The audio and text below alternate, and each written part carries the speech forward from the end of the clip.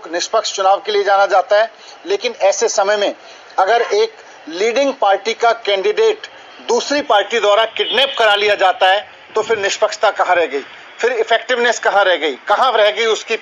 जो प्रभावशाली चुनाव आयोग है हमारा। आज ये चुनाव आयोग के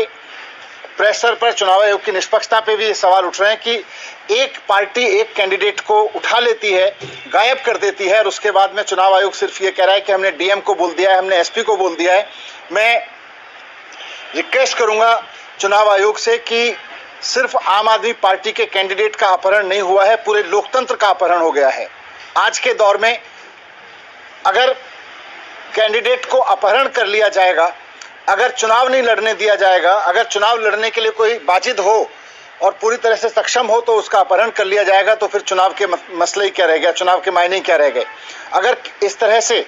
जीतने वाले कैंडिडेट्स, विपक्ष के जीतने वाले कैंडिडेट्स को इस तरह से उठा लिया जाएगा और चुनाव आयोग 24 घंटे बाद भी सिर्फ ये कहेगा कि हम डीएम से बात कर रहे हैं, हम एसपी से बात कर रहे हैं, तो उसके बाद में लोकतंत्र कहाँ बचा रहेगा। तो मैं चुनाव आयोग से अपील करना चाहता हूँ कि बहुत खतरनाक स्थिति है ये गुजरात में, पूरी तरह से इसको संज्ञान में ले और पूरी प्रायोरिटी के साथ, जैसे उनकी जिम्मेदारी है कि चुनाव आयोग की पूरी मशीनरी ठीक से काम करे, निष्पक्ष रूप से काम करे, वैसे उनकी जिम्मेदारी भी है कि किसी तरह का दबाव किसी कैंडिडेट पे ना हो